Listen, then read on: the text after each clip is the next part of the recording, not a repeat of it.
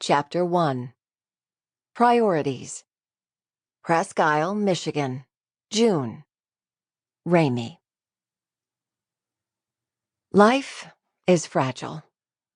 We all say that, but most of the time the truth of it does not move from our head to our heart. We take people for granted, ignore aches and pains, do not say the things that we know we need to say, putting them off for a later time. And what Tim and I were continually putting off was this: talking to his parents about aging, and particularly how they wanted to live the ends of their lives.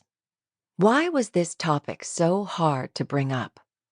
Why had we continually chickened out, the questions we wanted to ask remaining stuck in our throats? What would we do when that moment came and we had no choice but to face their mortality and ours? Was there a way to say yes to living, even as we looked death in the face? It was with firm resolve to address some of these questions that we pulled into the driveway of my in-laws' Presque Isle, Michigan home for our annual visit. We were determined that this was going to be the year we finally found the strength to broach the subject. But as is so often the case, a crisis hit us before we had time to do any talking. Tim's mother, Norma, usually greeted us, letting us know what kind of cookies she had baked for us. Tim's father, Leo, often helped him park the trailer. But during the time it took us to back up the airstream along the south side of the asphalt driveway, neither had emerged from their small brick home. We did not need to say it to each other, but we were both worried. Walking swiftly, we climbed the handful of steps that led to the side entrance, opened the door, and proceeded through the mudroom and into the eat-in kitchen. Something was burning. And something was wrong. Very, very wrong. "Mom? Dad?" No one answered. Tim switched off the oven without looking to see what was in it. One of Leo's many clocks began to chime, out of sync with the real time.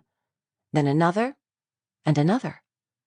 The grandfather clock, the one Leo meticulously wound every Sunday, was idle.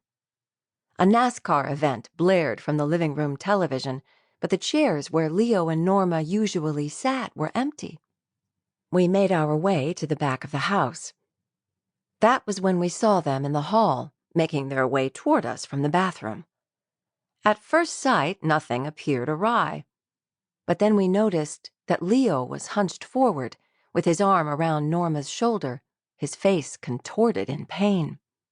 My tiny mother-in-law strained to hold him up, balancing herself with a cane in her left hand. They inched toward us. With each step, Leo cried out, not acknowledging us. We rushed forward. Tim wrapped his arm around him. I did the same with Norma.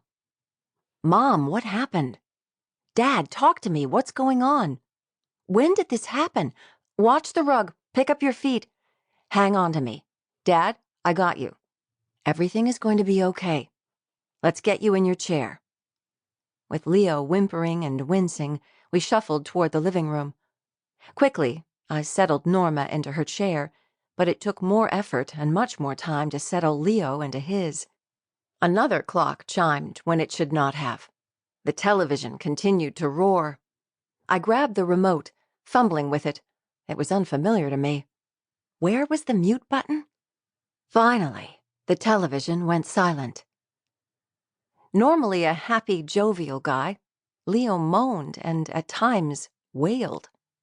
We brought him pillows and helped him shift positions, but none of it relieved his agonizing pain.